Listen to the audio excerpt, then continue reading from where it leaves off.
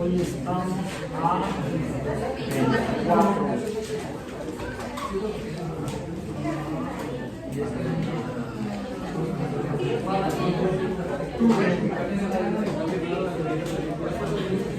De octubre de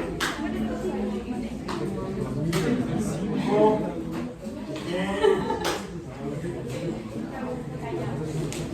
Partido Comunista.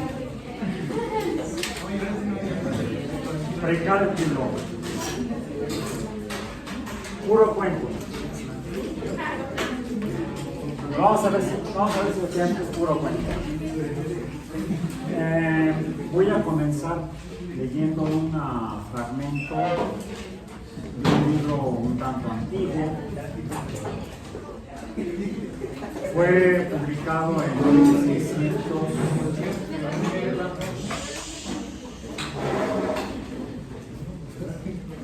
Fue publicado en 1667, aunque tiene una fecha de 1666, en Londres. Y como fue publicado, una parte de él dice lex seconda.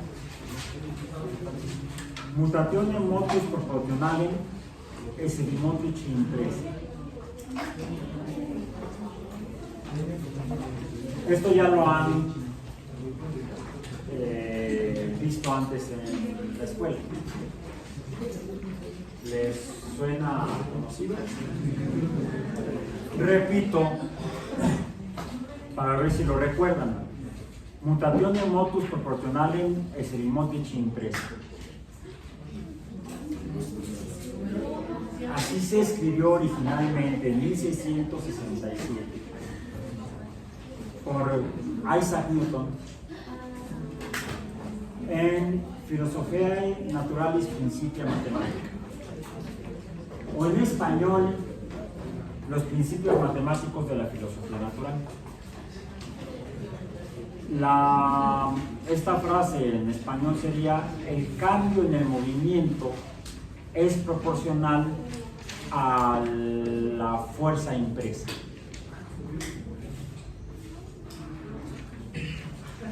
El cambio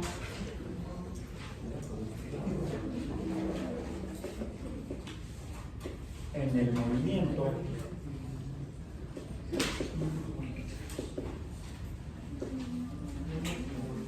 es proporcional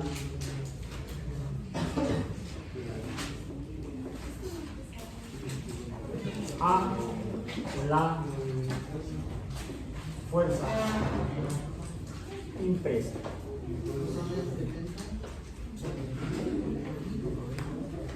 Comillas. Es una cita textual, aunque traducida al español. Originalmente se escribió en latín, que era el idioma universal del conocimiento en el siglo XVII y siglos anteriores.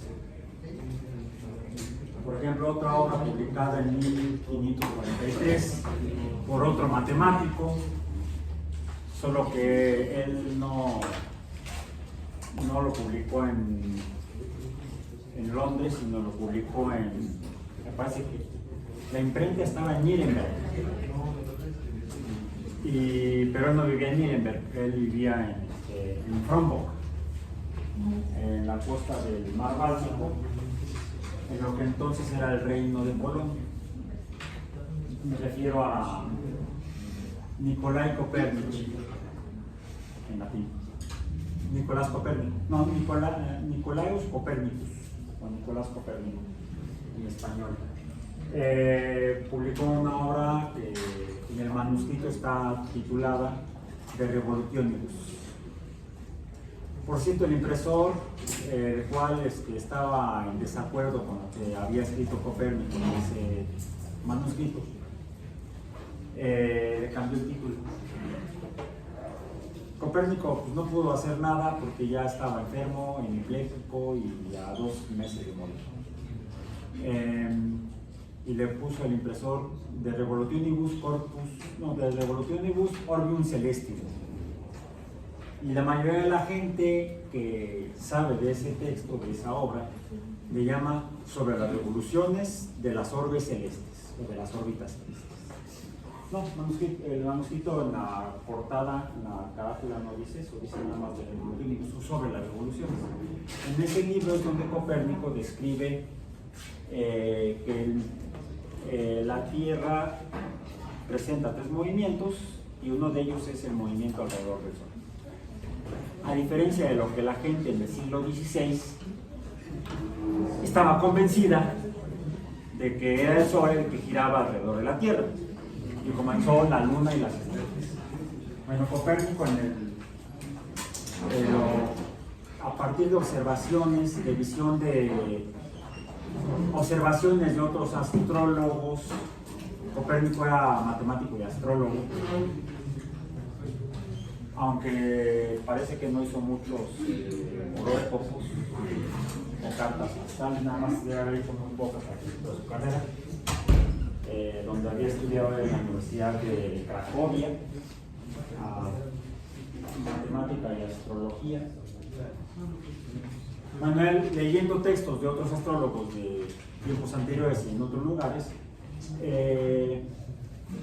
empezó a dudar de que lo que la gente interpretaba, incluyendo los matemáticos astrólogos, de que la Tierra estuviera fija en el centro y los astros girando alrededor de la Tierra, él haciendo cambios en el modelo matemático, porque eso se explicaba con lenguaje matemático. Así lo publicó aproximadamente en el año 150 en una obra titulada Síntesis Matemática, un matemático que vivía en el norte de África, en el noreste de África, en la ciudad de Alejandría, en la costa del mar Mediterráneo, Claudius Ptolomeo. En esa obra titulada Síntesis Matemática describía matemáticamente, principalmente mediante geometría, que los astros se movían alrededor de la Tierra. Era un modelo matemático que describía la naturaleza. Copérnico, casi 1400 años después, revisa ese modelo, esas observaciones, esas matemáticas, y a partir de una revisión exhaustiva, el texto es como de este ancho, de las revoluciones. Tiene como 5 centímetros de espesor, con un montón de páginas, todavía no acabo de leerlo. Llega a la conclusión de que no es así, debe ser diferente, y matemáticamente lo explica, que es la Tierra junto con otros astros errantes, los planetas, los que se mueven alrededor del Sol.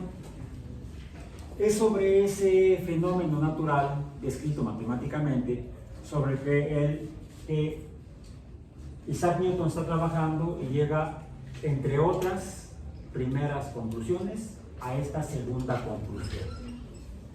El cambio en el movimiento, él se refería al movimiento de los astros errantes o planetas, que ya Copérnico sabía, que ya Newton sabía que eran mundos, mientras que Copérnico los interpretaba como estrellas, como puntos de luz.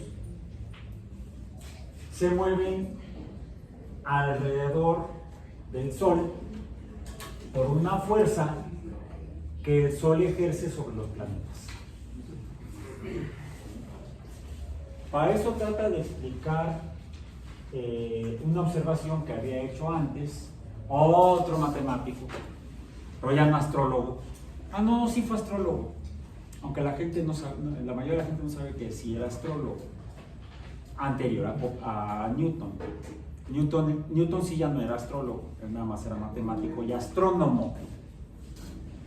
Este astrólogo había vivido en el norte de la península itálica, al sur de los Alpes, en Florencia, vivió en Pisa, en Venecia, en Padua, entre otras ciudades de esa región, que observando a través de un instrumento que él armó, en el que puso 2 lentes en los extremos de un tubo de plomo, observó hacia el cielo nocturno, buscando a Júpiter, a la estrella de Júpiter, y lo que observó es que no era una estrella, que se veía como un disco en ese anteojo, sí, pues estaba antes del ojo. Así lo escribió él, anteojo.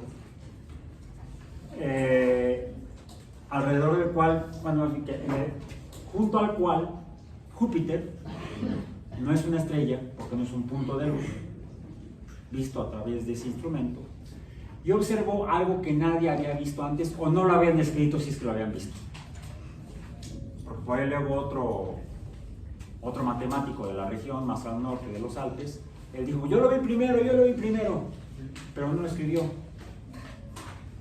Lo dijo después de que Galileo Galilei lo publicó en 1610, que él había observado junto al círculo o disco, o quizá esfera de Júpiter, vio 4 estrellitas que nadie había visto antes. Él le llamó estrellas. Ahora les llamamos satélites.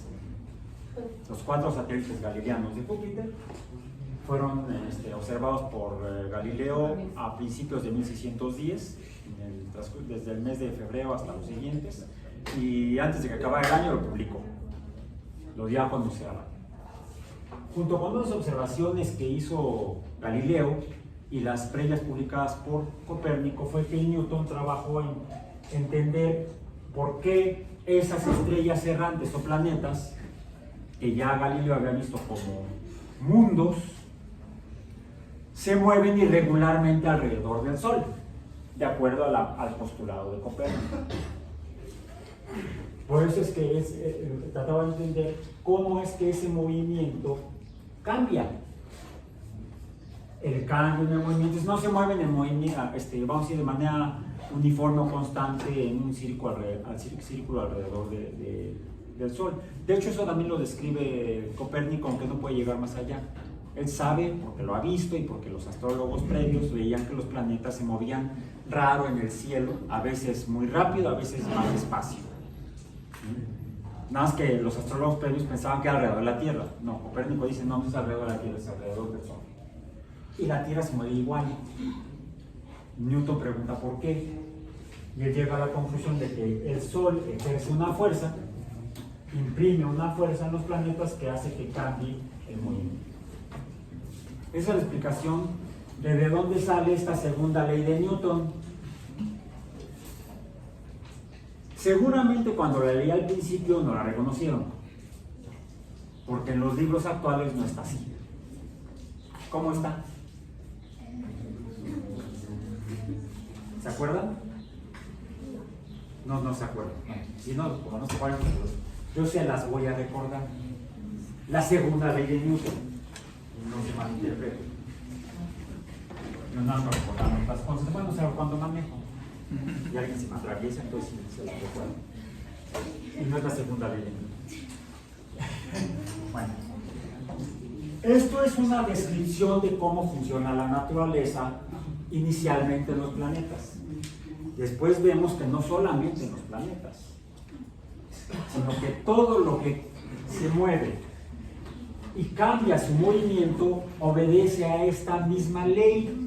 Por eso es una ley de la naturaleza sobre el movimiento de las cosas en el universo, desde los planetas, las estrellas, las galaxias, hasta los microorganismos como las bacterias.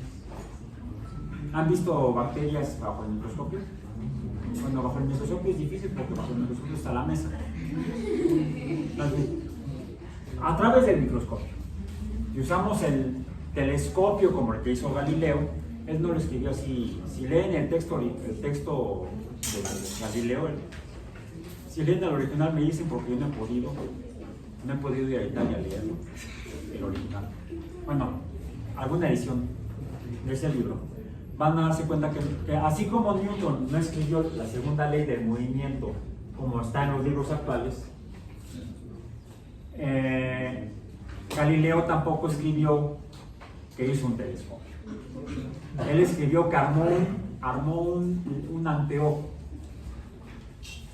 A ese anteojo hoy en día le llamamos telescopio. Entonces, en el telescopio pudo ver los planetas. Con el microscopio, ¿qué vemos?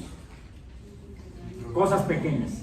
No solamente microorganismos, Los geólogos usan microscopios para ver muestras de rocas a escala microscópica. De hecho, el microscopio no sabemos quién lo inventó, a diferencia de... Bueno, dicen que Galileo inventó el telescopio. Es mentira. En su libro dice que se enteró que en un lugar en Flandes, por allá por Ámsterdam, probablemente, ahora le llamamos los Países Bajos o Holanda, antes era Flandes, ahí algunas personas habían hecho esos instrumentos. Ámsterdam es una ciudad portuaria, ¿y para qué estaría interesado alguien en una ciudad portuaria en hacer un telescopio? Ese barco es amigo, es más, no es uno, yo veo dos barcos, ¿son amigos o enemigos? Son amigos o enemigos. Deben ser amigos, entonces no hay problema. Y de repente el bombardeo, atacan, oye, ¿no quedan amigos? Sí, pues venían juntos. Amigos de nosotros, menso. ¿Para qué usaban el telescopio? O sea, no sean amigos o enemigos de nosotros. Le llamaban catalejo. El catalejo lo inventaron, lo armaron por primera vez alguien, no sabemos quién, en los Países Bajos. Galileo se entera y dice: yo quiero uno. Y como no tenía cuenta en Amazon, lo tuvo que hacer. No lo podía pedir por Amazon. Entonces hizo su telescopio, anteojo, y con eso vio las estrellas y vio que Júpiter no era una estrella, Venus tampoco. Venus presentaba fases como la Luna. Trató de ver Marte y no lo vio bien. Es más, no hay descripciones formales de Galileo más que manuscritos de que vio Marte. Sí, también vio a Saturno y se dio cuenta que tenía orejas. Así lo dibujó, con orejas. Años después, un holandés, Christian Huygens, lo vio con un mejor telescopio y dijo: no son orejas, son anillos. Fue el primero que escribió los anillos de Saturno.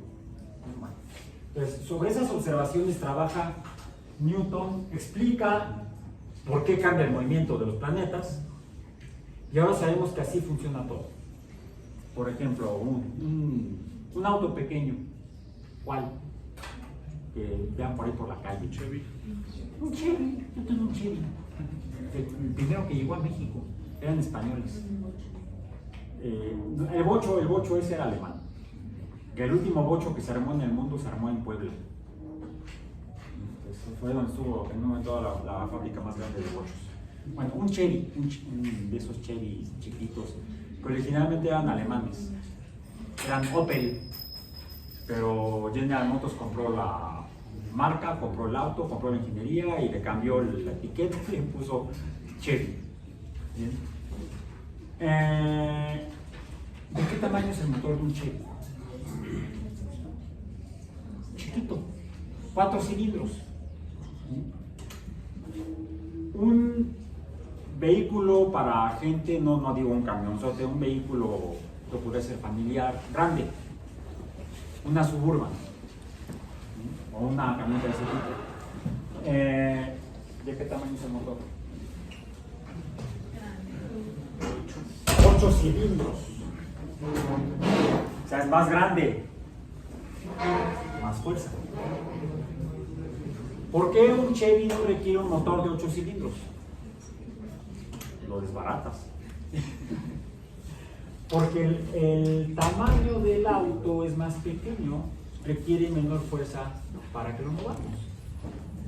En cambio, una mazacote como una Suburban o un vehículo más grande requiere una fuerza mayor, un motor más grande. Entonces, como se dan cuenta, esta es una ley universal de la naturaleza. Pero no la vemos así en los libros. ¿Cómo están los libros? Les dije que se las iba a recordar. La fórmula, así le llamamos la fórmula. Es una expresión en lenguaje matemático de álgebra para expresar la misma idea, pero con menos símbolos, menos tinta, menos lápiz, menos espacio. ¿Cómo es? A ver, dice, el cambio en el movimiento. El cambio en el movimiento lo representamos con la letra A. Cambio en el movimiento. A. Es proporcional a la fuerza. Le ponemos F mayúscula. El cambio en el movimiento es proporcional. El símbolo para proporcionalidad es una cosa así. A la fuerza. Eso es el lenguaje matemático, la segunda ley del movimiento. Pero tampoco la han visto así en los libros. No. ¿Ya se van acordando cómo la ven en los libros? ¿Cómo? A ver, la fuerza es igual de entrada. Ya no la describen como una proporcionalidad, sino como una igualdad. ¿Qué significa? A ver, la fuerza la podemos medir con un fuerzómetro, con un dinamómetro, por ejemplo. ¿Sí? Y el movimiento lo podemos medir. Ay, caray, ¿cómo medimos el movimiento? Con un movimiómetro. ¿Qué es el movimiento? El movimiento es otro fenómeno natural que podemos describir en lenguaje matemático. Para eso necesitamos medir dos cantidades. Uno. Vamos a decir, está aquí el pulmón. ¿Sí? Le voy a poner X original o XL. Y a ver si sale el experimento. Otro pulmón. Fuerza impresa. Cambió su posición en el espacio longitudinal de la canaleta del pizarrón. ¿Dónde terminó? Aquí. Él sería X final, o le podemos poner X1. ¿Sí? Porque puede haber una X2, X3, X4. Entonces, X0 es donde empezó. ¿Cuál sería el valor numérico? 0. Y acá serían como 10, 20, vamos a poner 30 centímetros. O sea, 0.3 metros. 0.0 metros hasta 0.3 metros. Entonces yo tengo dos números de una cantidad que se llama longitud, cuya unidad es el metro. Entonces yo puedo aquí hacer una operación aritmética. ¿Cuál? X1 menos X0, y esto sería igual a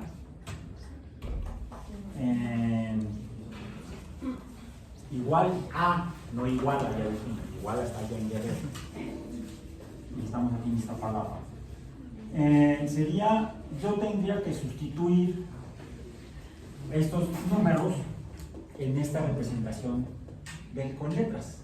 X1 es 0.3, X0 es 0. ¿Y cuál es el resultado numérico de esto? 0.3 metros. Hay otra forma en la que puedo representar este X1 menos X0 en lenguaje matemático. Es una resta, o también ¿cómo le llamamos a la resta? Ya dijimos que sustracción, pero hay otra, ¿cuál es? Diferencia. Resta o diferencia. ¿Se acuerdan de la primaria? El lenguaje matemático, en símbolos matemáticos, en lenguaje escrito matemático, diferencia la representamos con la letra delta mayúscula, que es como un triangulito. Y le ponemos así, delta X. Delta X es X1 menos X2, que es la diferencia entre dos puntos en una línea, inicialmente aquí sea una línea recta. Este tamaño o número o magnitud de la línea recta se llama en física longitud, L. Pero en física, cuando nos referimos a una longitud de un cambio en el espacio ya no se llama longitud.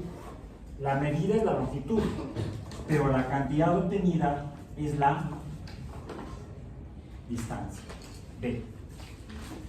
¿Sí? Bueno, ya estamos más cerca. Sí, ahora, cuando tengo una distancia debido a un cambio de posición en el espacio de algo, a eso le llamo cambio de posición. Pero yo quiero saber qué caramba es el movimiento. Para poder saber qué es el movimiento, necesito, les dije, una segunda cantidad, necesito dos cantidades. La primera es la distancia, ya está. ¿Cuál me falta? El tiempo. Aquí tengo mi reloj. Entonces, si yo mido el tiempo que tardó en cambiar de posición o en recorrer la distancia, tengo ahora una cantidad que es un cociente, que es distancia entre tiempo. Tiempo es T. T es distancia. Y distancia entre tiempo, distancia sería igual a, dijimos, 0.3. Imaginemos que tardó 1.5 segundos. Siempre cuando hacemos operaciones de números, operaciones matemáticas, aritméticas, de números, que tienen un nombre o unidad, lo más conveniente es escribir la unidad. Para acordarnos que estamos midiendo, que estamos calculando, y para saber si lo que tenemos al final el número es correcto. Porque si las unidades se ven raras, entonces no pasa que por ahí metimos la pata. ¿El tiempo cuál es la unidad? El segundo o el primero. A veces el primero. Bueno, la unidad es el segundo, aunque luego medimos el primero o en el previo al primero, que sería el cero. Porque le llamamos el segundo porque el segundo proviene del minuto. La primera cantidad es el minuto, la segunda cantidad es el segundo. Serían segundos. No lo medí, pero si lo midiera, inventemos una cantidad para el tiempo que sea 1.5 segundos. Y ahí me quedo como si fuera coma decimal. No hay problema, sabemos de lo que estamos hablando. ¿Cuál es el valor numérico de este cociente? Tengo que hacer. El número es un cociente o un número racional. Si es un número racional, no. ¿Por qué no es un número racional? Definimos lo que es un número racional.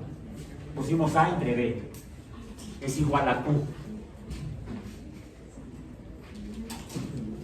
¿Por qué? A y B, ¿cómo tienen que ser? A entre B, A y B son números. ¿Qué tipo de números tienen que ser? Enteros. Y aquí es un entero y un medio. Entonces, esto es un cociente, pero no es un número racional. Aún así puedo obtener el cociente, es decir, el valor numérico de esta división. Hago la división y ¿cuál es el resultado? Díganme. 0.2 ¿qué? Perfectamente bien mencionado. Porque luego vamos a ir por la calle y dicen, ay, no, bájale, porque aquí dice el letrero que la velocidad máxima son 30 kilómetros por hora.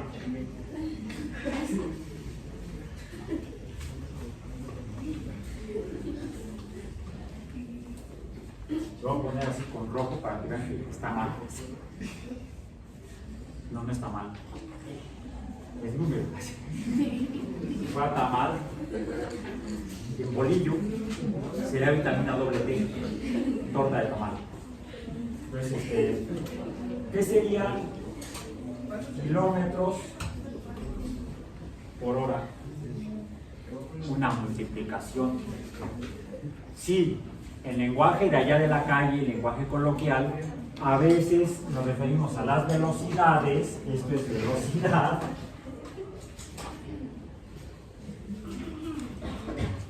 Leyéndolo así o hablándolo así. O incluso hasta en el letrero, ¿cómo está escrito? La expresión matemática correcta es lo voy a poner en negro para que se vea la diferencia. Kilómetros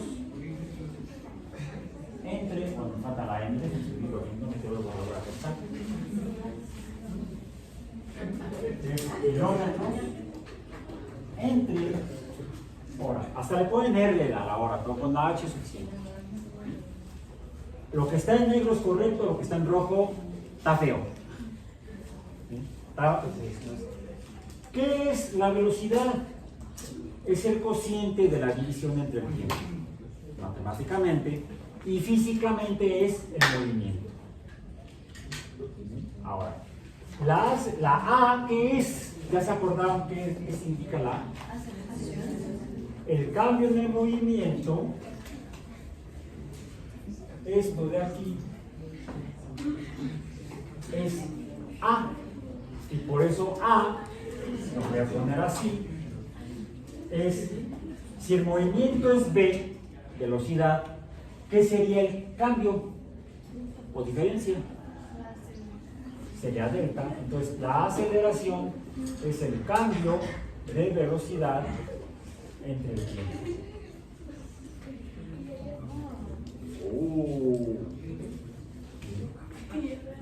Entonces, fíjense lo interesante de esto. Es aquí donde el álgebra es fundamental para poder conocer. Decían que, como han visto la fórmula de la segunda ley de Newton en los libros, es la fuerza es igual, ya no proporcional, a la masa, la pongo así para distinguirla de los metros. Esta es una M inclinadita o cursiva, por, aquí sí es producto por la aceleración. No es cociente como la velocidad, que es un cociente distancia entre el tiempo. Como la aceleración es un cociente velocidad entre el tiempo.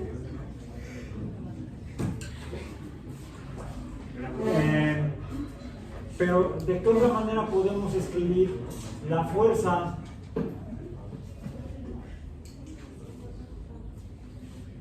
¿De qué otra manera podemos escribir la fuerza? Sería como igualdad la masa por A que es igual. Voy a obviarme ya las deltas, ¿sí? Para verlo de manera más simple sería velocidad entre tiempo. Y esto es idéntico. F es F, siempre será en este caso F. M es M, que es la masa, la cantidad de materia, la masa del Chevy o la masa de la Suburban. Velocidad entre tiempo. Lo que me dice es que el tamaño del motor, para que el auto se mueva en función del tiempo, depende no solamente de qué tanto lo quiera mover, la velocidad a la que quiera moverlo, sino también de la masa de lo que quiero mover.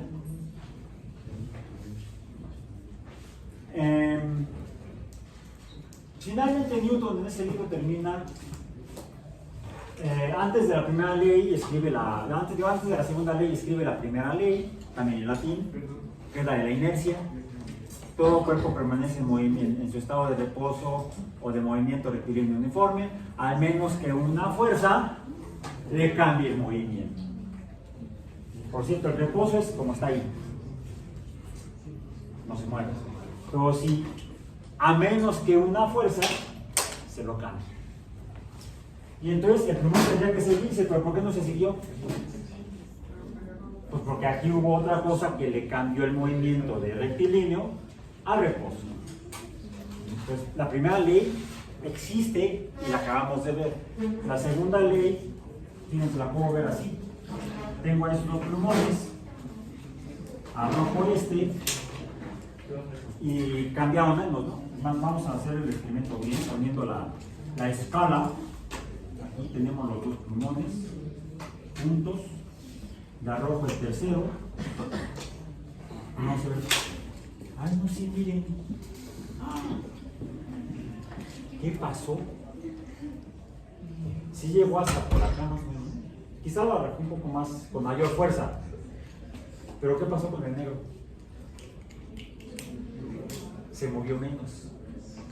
Este está moviendo muy... ¡Ah! Este se movió poco y este se movió más. Esa es la transferencia de la inercia o del momento. ¿Han visto la cuna de Newton? Esos juguetitos donde hay varias esferas. Si soltamos una, se mueve una. Si soltamos dos, se mueven dos. Esa es la muestra experimental de la primera ley de Newton. Bueno, entonces, y lo podemos escribir, de hecho, la primera ley de Newton la podemos escribir, luego poner en verde para que se distinga. Como le llamamos cantidad de movimiento, la de la primera ley es la cantidad de movimiento, bueno, el movimiento B multiplicado por la masa, ¿sí?, de lo que se movió, es igual a la cantidad de movimiento o momentum P. No sé por qué lo representan con así, porque ya usé la M. No le puedo poner momentum, mejor le pongo momentum. No sé, es la que usan en física. Entonces, Newton empieza a explicar el movimiento de las cosas, los planetas, porque es lo que le interesa, pero también funciona para los carros y todo lo demás. Plantea la primera ley: las cosas están quietas o se mueven dependiendo de las fuerzas que actúan sobre ellas. ¿Cómo? Pues proporcional a la masa, al tamaño de las cosas. Hay una tercera ley, no la voy a citar en este caso, en ese libro de los principios matemáticos de la relación natural, y hay una cuarta y última ley en ese libro. Yo le llamo la cuarta ley de Newton. Cuando la menciono en la clase de física, mis alumnos se quedan así. ¿No nos las han enseñado en la escuela, profesor? No, si ya se las mostraron, al menos se las enseñaron. Ahí está. Eso será enseñar. Ahí está. No, aquí venimos a aprender y a tratar de entender, al menos tratar. Moriremos en el intento. No moriremos, nos esforzaremos. La cuarta ley de Newton, ¿cuál es? Newton la escribió también en latín, pero en los libros no la vemos así tampoco. La cuarta ley de Newton está escrita de esta manera en lenguaje matemático. Salud. Sí es muy saludable la cuarta ley de Newton. La fuerza con la que los planetas y el Sol interactúan, ¿sí?, es proporcional. Newton se quedó en proporcionalidades, realmente. En otras cosas sí llegó a definiciones más precisas y exactas, pero casi todo fueron propuestas de proporción, de relaciones. A la masa del Sol, vamos a ponerle M1, o el producto de esa masa con la masa del planeta, 2, pero también depende como cociente de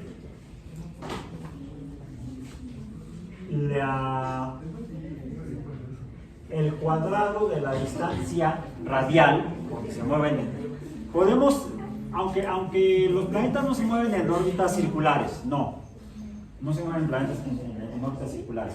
Eso lo describió, bueno, así lo escribió Copérnico, que se mueven en círculos alrededor del Sol los planetas, a velocidades diferentes.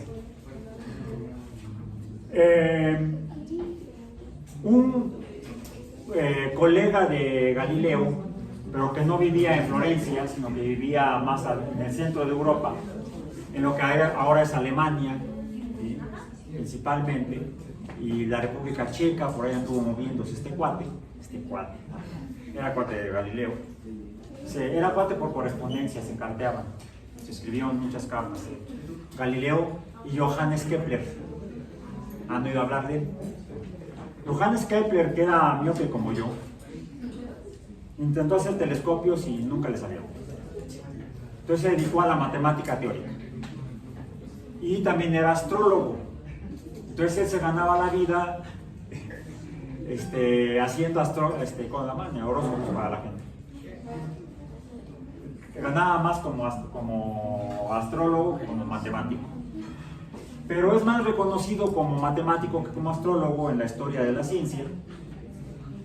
¿Y por qué? Porque es Copérnico quien se da cuenta es Kepler quien se da cuenta que Copérnico se había equivocado. Ah, entonces el Sol sí se mueve alrededor de la Tierra. No se equivocó en eso. Copérnico estaba en lo correcto en el sentido de que los planetas se mueven alrededor del Sol y no, como decía Ptolomeo, al revés. Entonces, ¿qué fue lo que corrigió Kepler? A partir de mediciones del movimiento de los planetas que había hecho un colega de hecho, más bien era su jefe, su patrón, fue el que lo contrató, otro astrólogo y matemático europeo, pero de Dinamarca, del reino de Dinamarca, llamado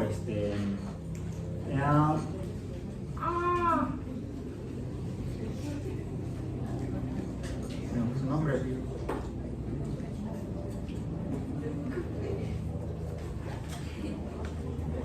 ¡Ay! Dios mío, mi Alzheimer, y es viernes. Sería por eso. Tycho Brahe. No está escrito aquí. Te volteé a ver la tableta y me acordé de Tycho Brahe. Tycho Brahe era un excelente astrónomo observacional y tenía muy buenos instrumentos. No tenía telescopio, porque él muere antes de que Galileo desarrolle el telescopio, no lo invente.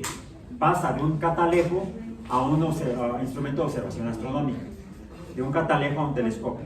Lo único que hizo fue cambiarle la posición y ya lo transformó. Bueno, las observaciones que hizo Tycho Brahe fue a simple vista, pero con instrumentos de medición de ángulos.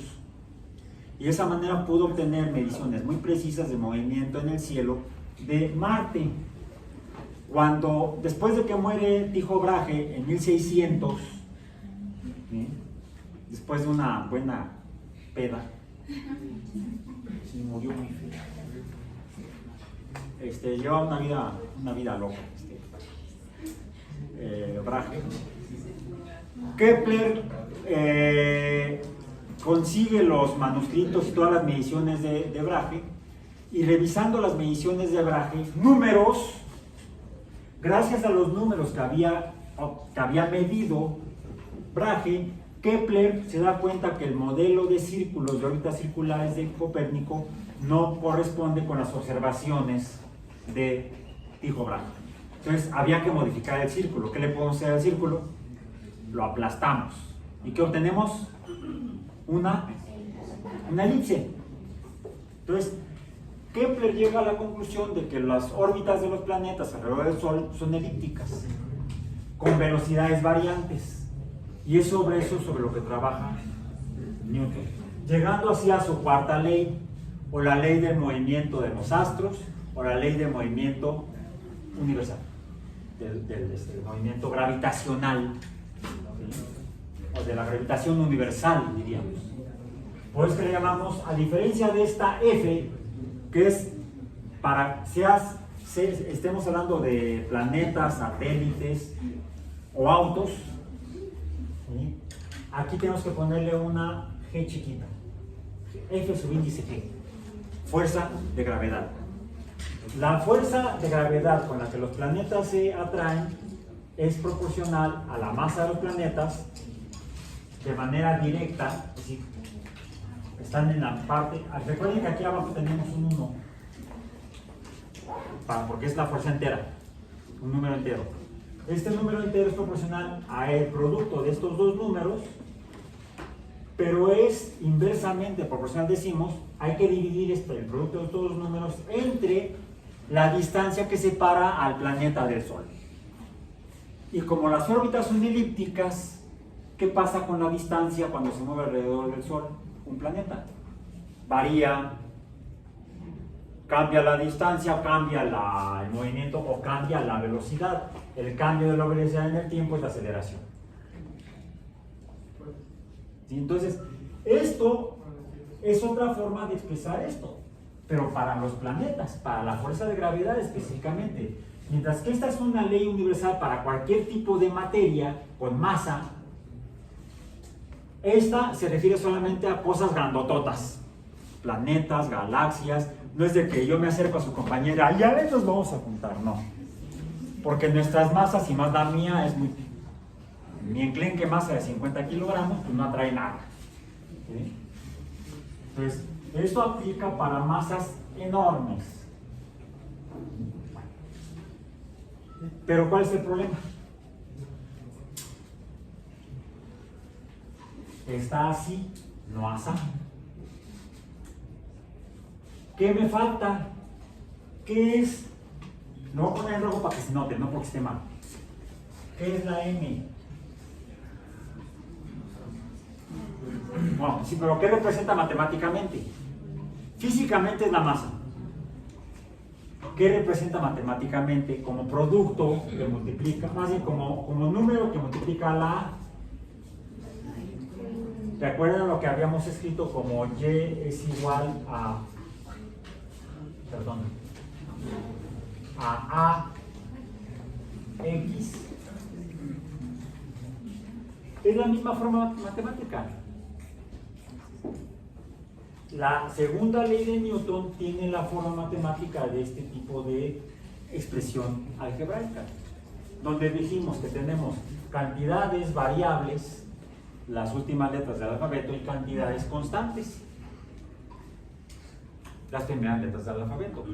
Las primeras letras del alfabeto, que representan números, son números que pueden multiplicar con otros números que pueden, en este caso estamos hablando de fenómenos cambiantes. Esto nos describe cambios. Cambios como la aceleración o la velocidad o la distancia.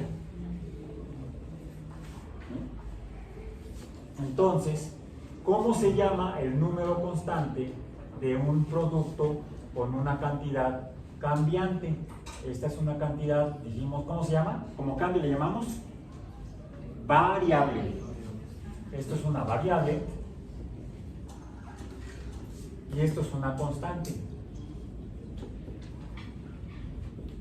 Y fíjense qué sucede cuando dijimos que estábamos haciendo ya operaciones con números, que eso que se hacen de acuerdo a las reglas del álgebra, que fueron las que empezamos a mencionar.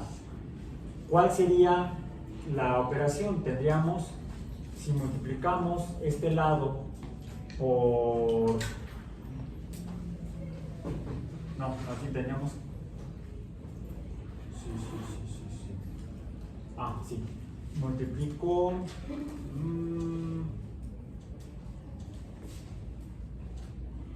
No. Tendría que ser... Divido esto entre X. Entonces divido este lado entre X. ¿Sí? ¿Y qué queda? La operación que voy a hacer es aquí una división. Divido esto. División entre X. Para que se mantenga la igualdad, que es lo que nos describe el álgebra, la igualdad, o lo que es igual, o equilibrio. Si hago una operación de un lado, tengo que hacer la misma operación del otro lado. Si le sumo de un lado, le tengo que sumar del otro. Si le resto de un lado, le tengo que restar del otro. Si le multiplico de un lado, le tengo que multiplicar del otro. Si le divido de un lado, le tengo que dividir del otro. Yo propongo que dividamos ambos lados por X, más bien entre X, no por X. No hay que hacerle como la velocidad allá afuera. Por es multiplicación, entre es división. Si yo divido ambos lados entre X, ¿qué queda al final? Queda Y entre X es igual a A. ¿Por qué esto es igual a la unidad? Dijimos, no se va a ningún lado, fue lo que vimos, ¿no? Sí es cierto, ya en la práctica, y cuando ya somos muy buenos, podemos decir, sí, se cancela o se va o como quieran. Pero estamos entendiendo lo que significa esa expresión coloquial de se cancela o se va. Por ejemplo, si en otra expresión cualquiera matemática, la voy a poner ahora en negro para distinguirla de esa, que eso sí sería real. Voy a poner una que no necesariamente es real, no necesariamente describe algo en la naturaleza. Digamos que, vamos a ponerle igual. Y es igual a por X más B. De hecho se parece a algo. Se parece a la ecuación de la recta, ¿no? Y es igual, si cambio la A por M, por la pendiente de la recta, me queda entonces Y es igual a MX más B, la fórmula general de la recta. Bueno, si yo a en un segundo paso sería, vamos a poner el paso 0. En el paso inicial, en el paso 1 le pongo menos B por menos B. No tendría que ser Y, para ir en orden, menos B. Yo tendría que hacer lo mismo del lado derecho. ¿Sí? Me quedaría entonces A por X más B menos B. ¿Bien? Y aquí, ¿qué queda? Pues en el paso 2 es Y menos B va a ser igual a A por X más 0. O sea, nada más esto. Y es igual, bueno, Y menos B es igual a A por X. Si en un tercer, bueno, esto es, aprovecho la propiedad en la suma del 0 como neutro. Recordemos, como las reglas que ya revisamos, el 0 es un neutro aditivo. Cuando lo sumo, ¿qué me queda aquí? A por X será igual a Y menos B. Cuando le sumo 0, no está. Por eso es que esto es entre paréntesis, el neutro aditivo. Y acá arriba el 1, ¿qué es? El 1, ¿qué es? Como el 1 es el neutro, ¿qué dijimos? El neutro multiplicativo, que es la propiedad en el caso de las multiplicaciones. Le voy a poner para no entenderme. ¿Cuál es el resultado final de Y entre X? Pues igual a A.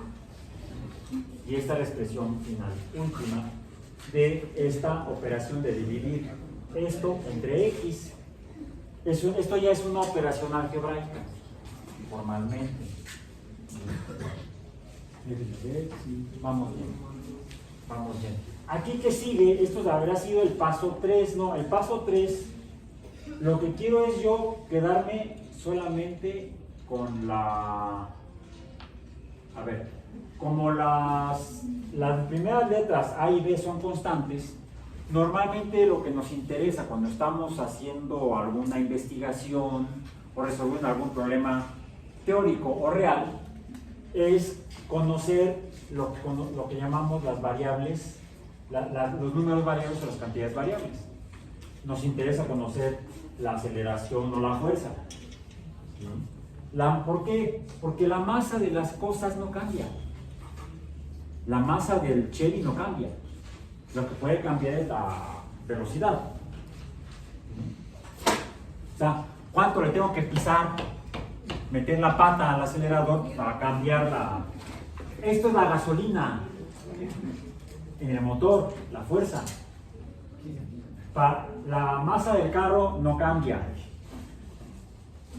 ¿Qué tengo que hacer? Si le meto más pata, aumento la velocidad. Se acelera. O sea, ¿se dan cuenta cómo esto me describe cómo funciona un automóvil? Por ejemplo. Bueno. Bien, entonces, para aplicar aquí esa utilidad de las matemáticas, del álgebra, ¿cuál es la cantidad que me interesaría conocer de las variables? Pues la X, en este caso. Ya quité la B. ¿Cómo? restándole b a ambos lados. Aquí está, menos b, obtengo el neutro aditivo y ya tengo una expresión más simple. ¿Qué necesito hacer para quedarme con la x nada más? ¿Ustedes quieren que voy a perder otro plumón por la ventana? Yo no voy a despejar ya nada. No. Hacer una operación aritmética para simplificar la expresión o cambiar la expresión a la que voy a usar realmente. La próxima vez traigo mejor un balón. No me puedo romper el vidrio y va a salir peor. Entonces necesito hacer un tercer paso. Ese tercer paso, que en términos coloquiales matemáticos podemos llamarle vamos a despejar, aritméticamente, ¿qué es lo mismo que hicimos acá arriba? Que sería, vamos a dividir entre a. Dividimos todo esto entre a y todo esto entre a. Hoy en día, bueno, es que así es como despejamos la x, la dejamos solita, eso sería despejarla. O otra forma de decirlo es, la A está multiplicando a la X, ¿qué está haciendo acá? Dividiendo. Aquí está multiplicando, la paso dividiendo. O, ¿cuál fue el primer paso que hicimos? La B está sumando, la paso al otro lado restando. Es decir, haciendo la operación recíproca. Habíamos dicho que la resta, podemos llamarlo también, no solamente la suma de números negativos, sino la operación inversa o recíproca de la suma. Y la división sería la operación inversa de la multiplicación. Entonces, también podemos decirlo así porque lo estamos entendiendo lo que significa. Y no es por dogma de fe que hay que hacer eso. No, hay una razón matemática. ¿Cuál es? Aquí, que estoy restando de los dos lados lo mismo. Esa es la razón matemática. No es palabra de Dios. No es de que está de la paso, está sumando, la paso al otro lado restando. No. Pareciera que así es, pero esa no es la razón matemática. La razón matemática es como en una balanza. Si le quito materia a un lado de la balanza, ¿qué pasa? Se desequilibra. ¿Qué necesito hacer con la balanza para equilibrarla otra vez? Pues quitarle en el otro plato. ¿Sí? No es que pase necesariamente la masa de un plato al otro. Que si le quito a uno, le tengo que quitar al otro y se equilibra. Tengo que buscar el equilibrio de la ecuación. Una ecuación es una expresión matemática de una igualdad entre cosas en el universo. ¿Sí? ¿Qué tanto se va a mover un auto? Pues depende de qué tanta fuerza le pongas.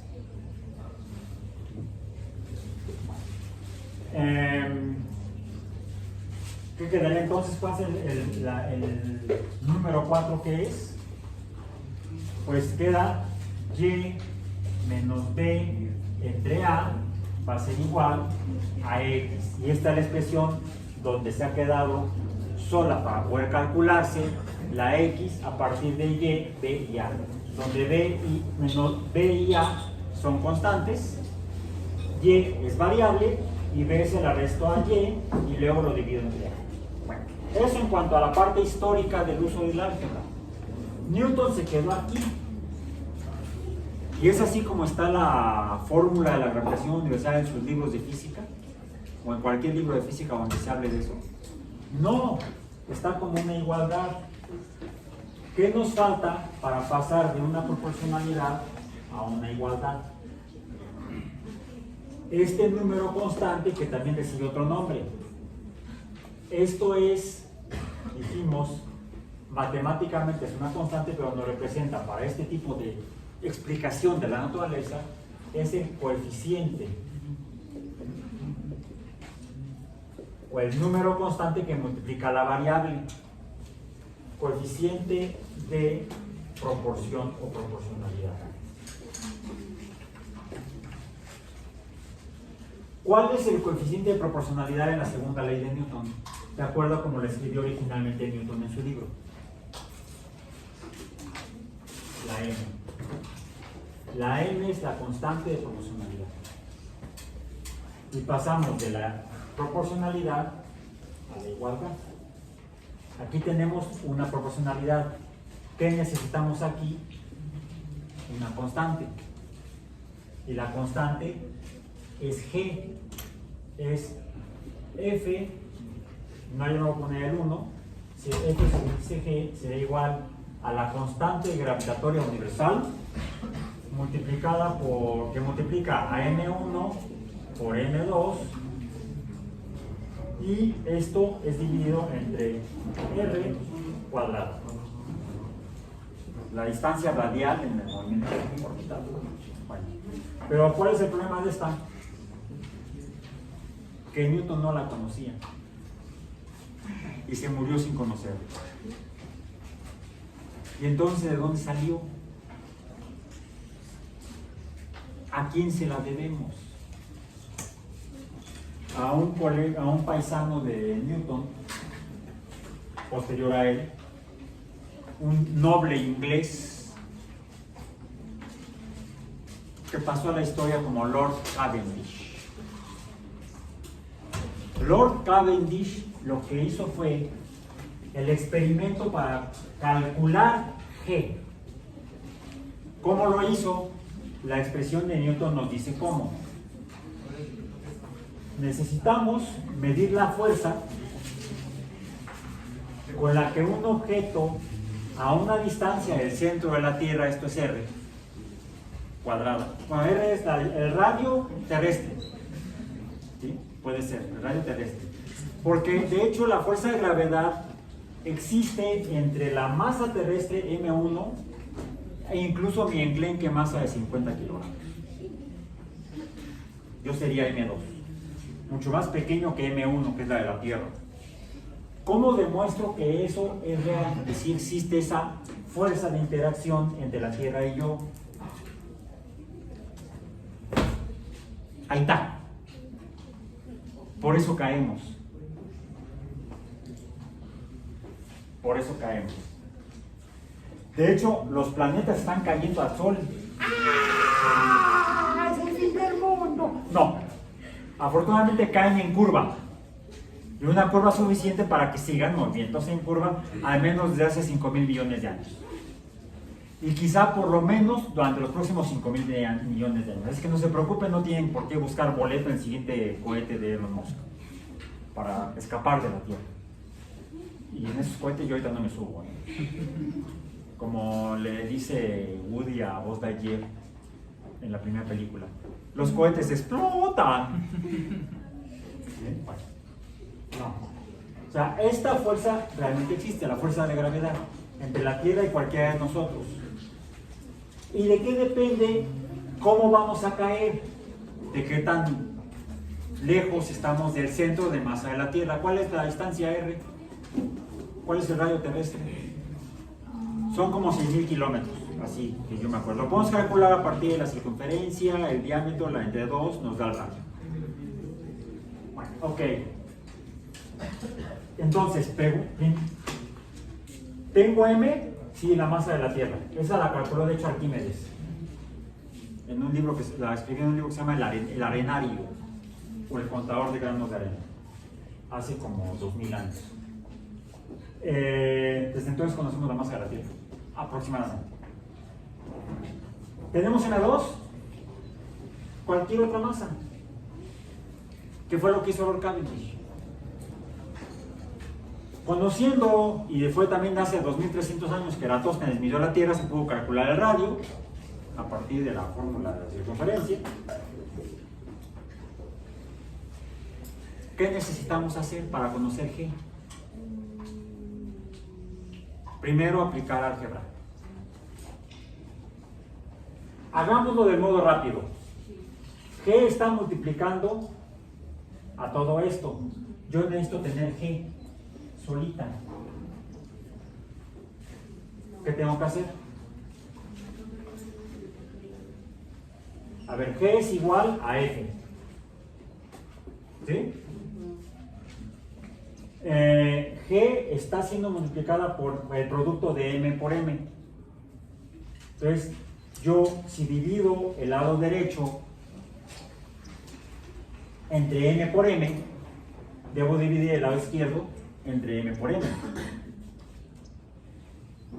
M1, M2. R cuadrada está dividiendo salud. No, fue esto. Cuando uno estornuda le decimos salud. Cuando uno tose, ve al médico. No necesariamente, igual a R cuadrada está dividiendo a M1 entre M2 en el lado derecho. ¿Qué tengo que hacer? Pues tendría yo que dividir el lado izquierdo entre, multiplicarlo, ¿no? Multiplicar acá por R y acá multiplicar por R. Cuadrada. Si yo multiplico por R cuadrada entre R cuadrada es el neutro multiplicativo, que es 1. Entonces esto tengo que poner R cuadrada multiplicando a F. Y aquí está, por R cuadrada. Y lo que hizo Lord Cavendish fue poner una masa grandota, encerrada, fuera de cualquier interacción con el exterior,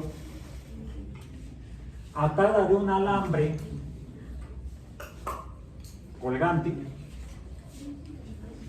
¿sí?, en una balanza, y a través de un pequeño orificio que él necesitaba poder ver, y con una escala donde podía ver la posición de esa masa grandota que estaba interactuando con la masa terrestre, trató de ver qué tanto se movía la balanza en la que estaba esa masa colgante de ese alambre.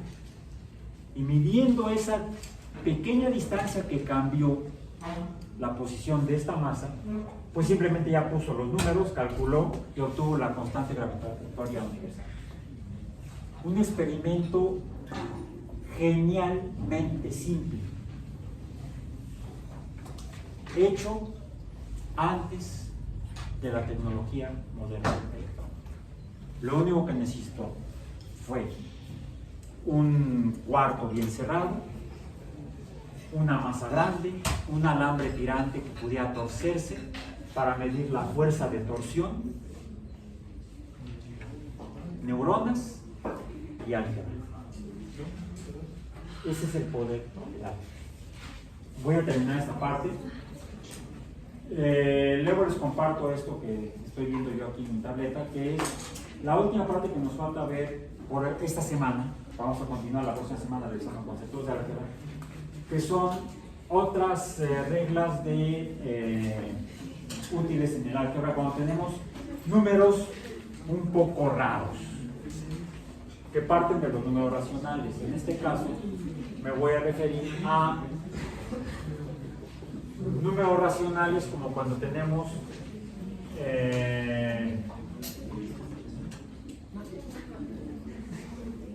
números de este estilo. Inicialmente no racionales, sean de exponentes, con exponentes. Cuando tengo, vamos a decir, a la, vamos a poner así, a entre b por, a ver, si yo tengo, dijimos antes, voy a poner una, yo tengo a por a, imaginemos que a es igual a 2, 2 por 2, ¿esto qué va a dar? 4. Son dos números 2 multiplicándose una vez. ¿De qué otra manera lo podemos escribir? Dijimos 2 al exponente con el exponente 2, o 2 al cuadrado, o 2 a la segunda potencia. ¿Qué esto que nos indica? Esto nos indica la cantidad de números que se están multiplicando. Si yo tengo 2 por 2 por 2, esto sería igual a 2 por 2, 4, por 2, 8, y esto como lo expreso en forma de exponente o potencia. 2 a la potencia 3, exponente 3, porque estoy hablando en este caso de 3 números 2. Podríamos decir finalmente que 2 por 2 por 2 hasta no sé cuántos, esto sería igual a 2 a la infinita potencia. Okay. Estos dijimos son exponentes.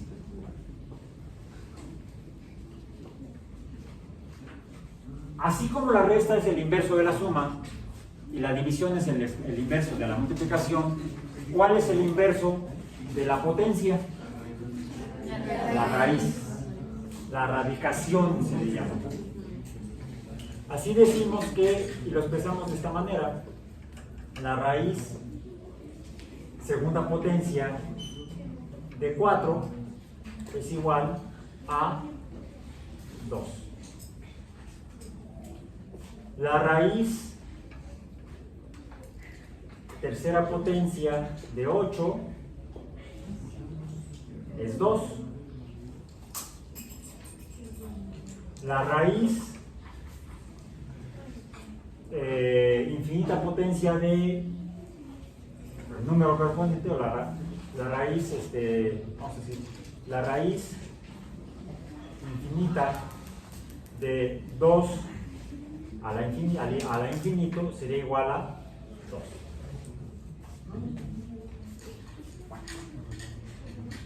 Puede ocurrir que nos encontremos con este tipo de expresiones. Vamos a poner C.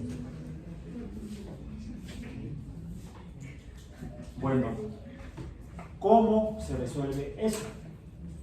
Pues esto se resuelve, ojo, yo no me sé todo esto de memoria, para eso inventamos la escritura, para recordarlo. Lo importante es cómo lo usamos, hay que usarlo adecuadamente. Bien. La forma de, hay varios casos, voy a poner uno nada más, de lo que es la radicación o racionalidad radicales. Radicación, que es el primer paso sería multiplicar por C. Primer paso, 1 sería A por la raíz de C, nos quedaría entonces B raíz de C por la raíz de C. Si multiplico arriba, multiplico abajo. Segundo paso. ¿Qué nos queda? Entonces, a ver, tengo A por la raíz de C. ¿Qué queda abajo? B por raíz de C al cuadrado. Y como aquí tengo el cuadrado de dos números radicales o raíces, finalmente, ¿qué es lo que nos queda al final? A por raíz de C quedaría entre B. Y hemos simplificado la expresión. Me falta algo. Esto, la raíz cuadrada de número C, ¿sí? Sería, diríamos en lenguaje coloquial, así como decimos se cancela, se va, etcétera, o de espejo, sería, dado que tengo esta raíz cuadrada elevada al cuadrado, lo voy a poner así. Hazme un favor, jala la tapita. Bien. Esto quedaría, como está esto al cuadrado, de la raíz cuadrada, entonces se cancela con la tapita. Ok, así está bien. Y ahora quítame la tapita de acá. Se pone duro, ¿verdad? Por C. Tan tan. Hay otros casos, les voy a compartir el apunte en el City más tarde hoy. Bien, bueno. Y con eso terminamos esta parte de hoy, porque hoy es el día que nos asignaron para hacer ese ejercicio, así hagámoslo, para ir viendo cómo vamos un elemento para la evaluación que sería el elemento departamental. Entonces, por este momento terminamos con esto y pasamos en la media hora que nos queda al siguiente ejercicio.